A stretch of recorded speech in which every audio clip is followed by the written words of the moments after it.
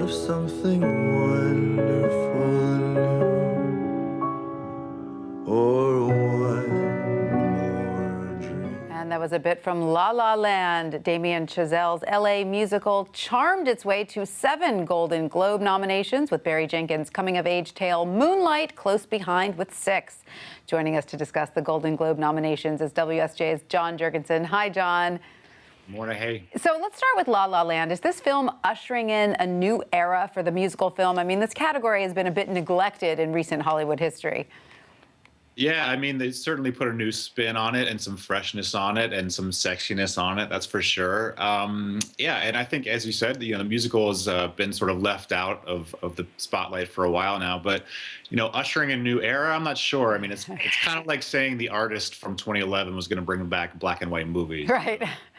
These are films that have make great impacts and make a powerful statement about what you can do with a medium that maybe has been neglected and overlooked.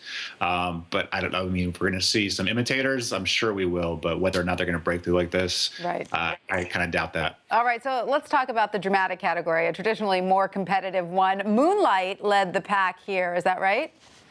Yeah, and I think that's really in the running for an Oscar as well too. And a lot of these films sort of show up on the list of these top contenders in the awards categories as well. But you certainly seen some snubs.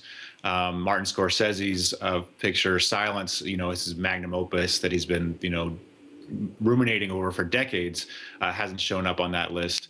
And it hasn't really been released yet, so maybe that's part of the reason why it got left out of the running too. But there's definitely some some oddball choices in keeping with the Golden Globes sort of eccentric picks of history.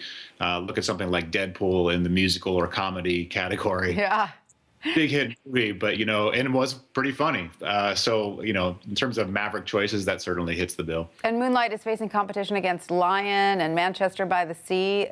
Is that right?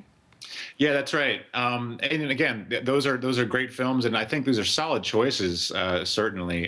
But yeah, I think what you really see is the absence too. Something like Sully, for example, the Tom Hanks movie was expected to get some love, but really didn't. Sure. Yeah. Now on the television side, which shows got the most nods?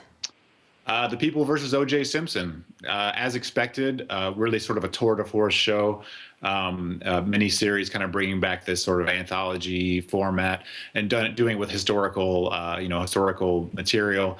That one really sort of, top the bill with the nominations. And I was interested to see that This Is Us actually beat out Game of Thrones.